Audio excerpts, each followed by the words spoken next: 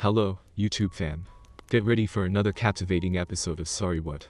In this installment, we expose a tale of deception and unfaithfulness that will send shockwaves through your very core. Phyllis and I, Travis McKinney, could easily be described as a normal couple as far as likes and dislikes. She has her hobbies and aspirations, and mine are completely different. We'll like golf and write short stories. She does her craft making and is running for the at-large position on the city council. Unlike contests for state and national offices, which have budgets, running for a local seat is funded mostly by friends, family, and some shady characters looking for an advantage. She's pretty young compared to the old fogies currently taking bribes. As with any couple, we don't always agree and have different likes, dislikes, and pet peeves. As an example, I was bitten by a stray dog while playing Little League Baseball as an 11-year-old. To this day, the hair on my neck rises when I hear a dog growling. So I don't like dogs, but Phyllis does. Spiders and snakes don't bother me, but wasps do. On the other hand, Phyllis hates spiders, snakes, and anything else that skitters around on the floor. Want to hear someone acting like the end of the world is happening? List her to Phyllis if a mouse or cockroach crosses her path. I'm supposed to do something. What is never clear, just get rid of it. And no teasing about it. We both love cats but don't have one. Our travel schedules for work make it too tough to care and feed them. Maybe somewhere down the road our work-related travel will ease up. Who knows, maybe there's a family in our future, but not until this selection is over for sure. I work in accounting forensics, or following the money. My files are filled with information on some of life's cruelest perpetrators. They steal from those who can ill afford to be swindled. Phyllis does PR work for County General Hospital. She's been the face of their community outreach program.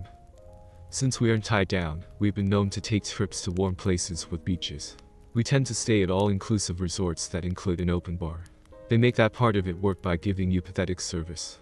If you seem to be tipping the scales in your favor, then plan on having your order slow walk back to you. Nevertheless, I've gotten plastered more nights than not. It's a sticking point with Phyllis. My being's-on prevents her from having a good time. Whatever, I am there to escape the pressures of my job after all. To celebrate Phyllis's birthday, we enjoyed a quiet dinner at an upscale restaurant. We passed on the after-dinner treats and liquors to hurry home for some adult fun. Sensing that our week-long hiatus from sex might be over, Phyllis praised me well. I'm glad to see you're ready to get back in the saddle. I encouraged Phyllis to take one of her e-pills to enhance tonight's activities. While in Mexico, Phyllis always picks up some E for her and some blue pills for me. Both really enhance our enjoyment. Since we hadn't had sex since returning home from our vacation last weekend, Phyllis had that twinkle in her eye and gave me a big smile. I led Phyllis down the hall to her bedroom. Rose petals were scattered on the bed. A feather to tickle her with. She's very ticklish and has used our safe word to get me to quit with the feather. She seems to derive pleasure from being rendered helpless. That's likely to change tonight. Phyllis scanned the bedroom. Oh goody, looks like I'm going to get a treat tonight. Well, it is your birthday and I thought I'd do it upright. Do what you need to do in the bathroom, and take that pill. I'll be right back. She literally skipped with excitement into the bathroom. I headed to the garage to get my bag of goodies. Phyllis was waiting for me spread eagle on the bed, wearing nothing but a smile. Flip over was said calmly. Be still, my heart, something different tonight. She giggled as she turned over onto her stomach. I took the first plush-lying handcuff and secured her hands to the side bedposts. I usually tie her hands to the middle of the headboard. Tonight her hands would be spread wide, as would her legs. Yeah, I read a story. We'll see how you like it. With the second wrist secured, I put the first ankle cuff on, and then with a quick latch her other leg was pulled aside. Let the games begin. Somebody planning on doing me doggy tonight? I've got a couple of new devices tonight. What's our safe word? Just in case I don't like whatever story you read. Usually our safe word is kitten or rainbow or something equally frilly. As I slipped the ball gag over her head, Phyllis started to squirm. What are you doing, Travis? Okay, your safe word for tonight is overnight sensation. Phyllis gasped and stiffened. No. Last weekend. Phyllis and I had booked a 4-day, 3-night getaway to Aruba. We arrived mid-afternoon on Thursday, and I drank way too much, passing out shortly after dinner. The following day I was out cold even before dinner. Boy, did I feel like she's Saturday morning. No more drinking for me, and I told Phyllis that too. I was in the doghouse. Apparently my getting drunk was ruining her vacation. To say Phyllis was pissed is an understatement. Instead of waiting for me, she grabbed her tote bag and headed down to the beach without even a goodbye. I really didn't need to do much to get ready, so a minute later I was out the door. The elevators aren't very efficient, and I caught a glimpse of Phyllis in the jam-packed elevator as the doors closed. What I really saw was some guy who she'd been flirting with the first night give her a peck on the cheek and hand her an envelope. Rather than wait for the next elevator, I walked down the flights of stairs to the main level. Phyllis was walking slowly towards the beach exit reading a note. As she left the building, she crumpled the paper and tossed it in the trash can. As I reached the trash can, I did a little dumpster diving. It would change my life. Phyllis, you have been an absolute overnight sensation these last 2 nights. The sex was mind-blowing. Giving you so many O's made me feel like a king. Too bad he's not going to be drinking today, or we could have drugged him again. I'll just have to wait to see you in Sacramento. Until we meet again, Vince. And the asshole even left his phone number. Well, Vince buddy, I will do what it takes to give you a mind-blowing experience. One you'll never forget. With my mind, stomach, and heart spinning, I sat on one of the benches and fumed. That ducking witch. Once my rage cooled to something less than raving maniac, I headed to the front desk. After a large outlay of cash, the assistant manager looked over the security footage and showed me exactly what Phyllis had been up to the previous 2 nights. He warned me that if I went to the police, they wouldn't investigate. Nothing bad ever happens at their resort. The first night started with Phyllis and me sitting around a large table with about 10 people.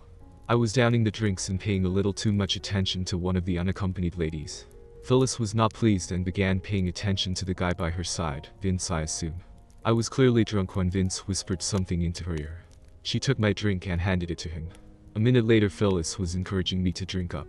15 minutes later, Phyllis and Vince were helping me into a room. Vince left 6 hours later in the early morning hours. On day 2, we were in beach chairs when Phyllis left to get us refills. She met up with Vince after getting our drinks. 15 minutes later, Phyllis and Vince were helping me into a room. Vince's friend left about 8 hours later. The rest of our trip was very contentious. I wanted to kill her, but that wasn't going to happen. I needed a plan before I did anything. Sitting around airports, for our return flights, I had lots of time to dwell on an appropriate revenge. I smiled a devious smile when something crawled into my mind. Present night. Now I don't mind an ex-wife taking a lover, but she wasn't my ex-wife yet. If you're going to duck around, have the decency to get divorced first. After tonight, I think she'll be filing for divorce. Just a guess. When the ball gag snapped into place, there were no more understandable words from Phyllis. Lots of tears and unintelligible sounds. Reaching into my bag of goodies, I pulled out the Uranus silicone-based annual sex lubricant. This stuff is supposed to be good. Okay Phyllis, it's time for something different. After stuffing a few pillows under Phyllis to lift up her peach, panic set in. Phyllis was trying to break free as I jammed the lube past her rosebud. Her thrashing about actually made it a bit more erotic. Even though she claimed to hate annual sex, her kitty was very wet. However, we weren't going to be having annual sex, or any sex for that matter. Don't want any STDs. Phyllis turned her head, but her furrowed brow and tears failed to move me. Time to implement my plan. Well Phyllis, you seem to be enjoying this, but I've got an even bigger surprise for you for your birthday. Reaching into my shopping bag, I pulled out a covered mason jar with several cicadas and as many silverfish bugs in it. Making a big deal about it, I showed the jar to Phyllis. The bugs were moving around haphazardly. I continued, since your soul is stuffed up your peach, I'm enlisting these little guys to clean the sheet off of it. Phyllis was gurgling something and thrashing about, testing the strength of her restraints. Might have even sounded something like overnight. My bullshit 101 lesson continued, something you need to know about these bugs, Phyllis. Once they're in a warm dark spot, they burrow under your skin and start laying eggs. Only about 10 eggs per day, but they hatch rather quickly. Of course I'm going to stuff about a dozen bugs up your peach, so you do the math. That's a bunch of babies, every day until you manage to poop them out. You'll feel them moving around almost immediately. The eggs are hard to detect even by medical professionals. Absolute terror had set in. I took one of the dark pillowcases off of a pillow and pulled it over Phyllis's head. Tough for her to see now. Going back to my bag of goodies, I put the jar of insects back and grabbed a mason jar with my little torture liquid in it. Phyllis could hear the jar being opened, mostly because I did it close to her ear. These guys are creepy, pretending to be working with the bugs. The bugs were still safely in their jar. Instead, I dipped the annual beads into my jar of liquid gel. Lube gel laced with prank itching powder.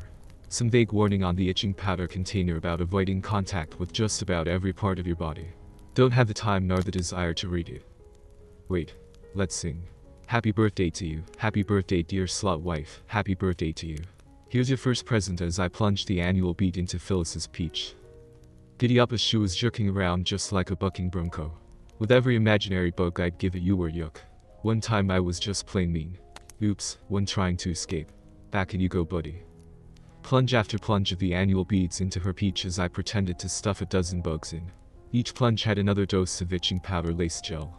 After I was finished I pulled yet another mason jar from my bag. This one was empty.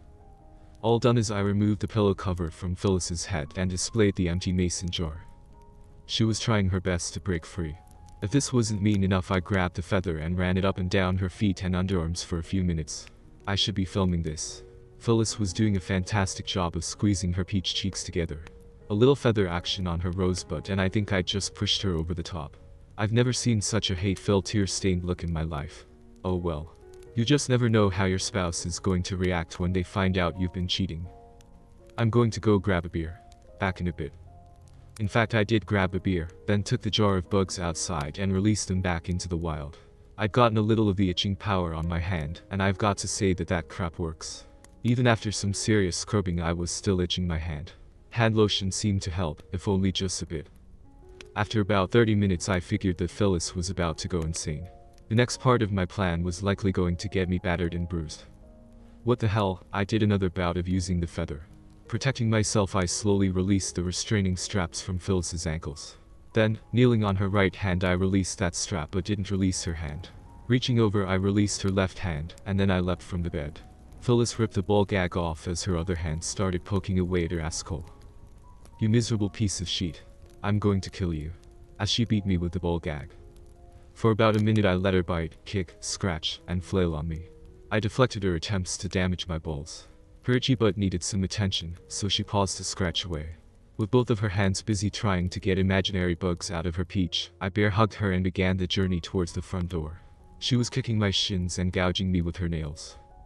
I could have easily injured her by tossing her down hard on the cement, but I wanted it to look like I was the innocent victim, so I pushed her away from me and jumped back into the house. Locking the door left Phyllis out with the moths and mosquitoes, bare as the day she was born. Ranting and raving I might add.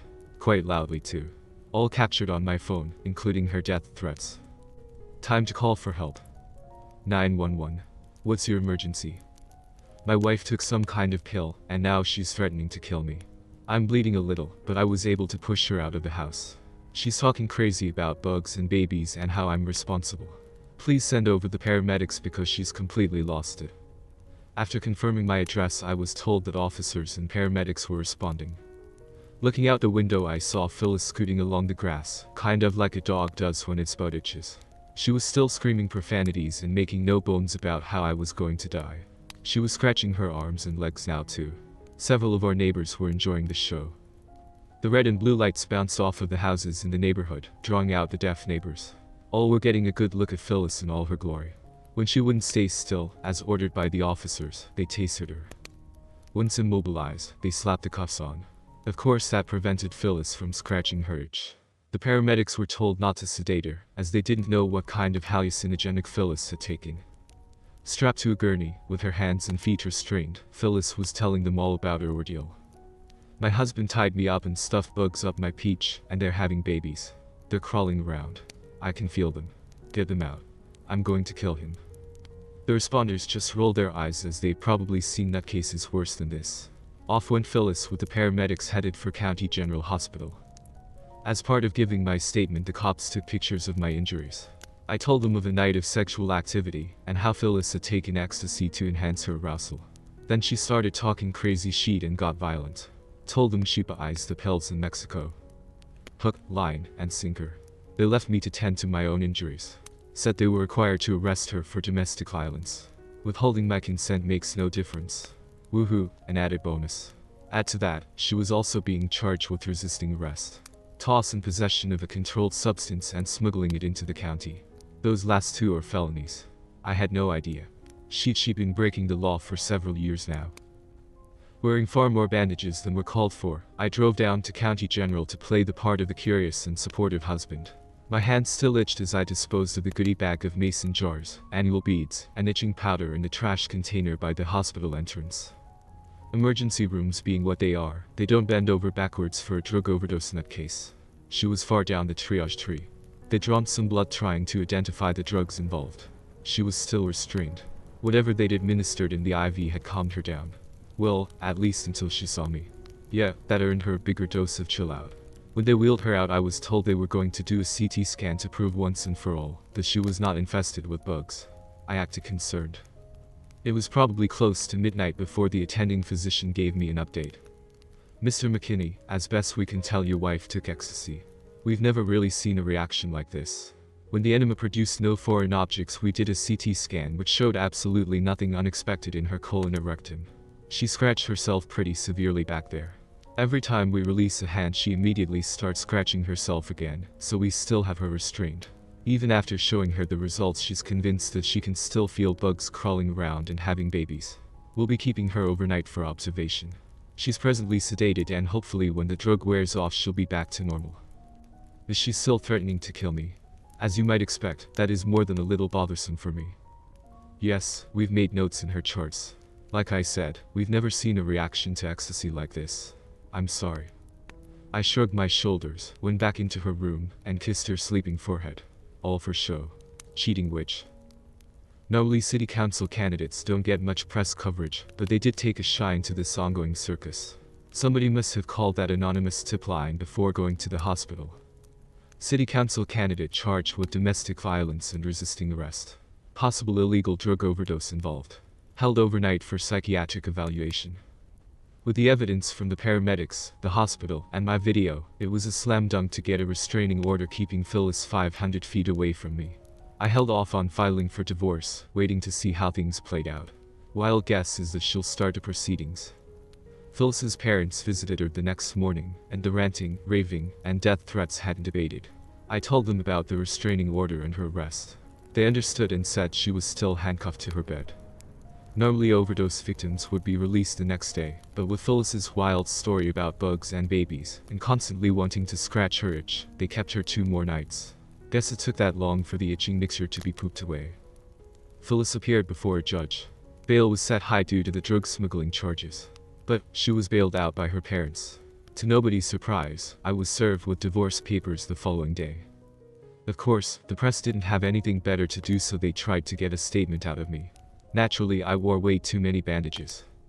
Mr. Travis, can you tell us about the events leading up to your wife's arrest?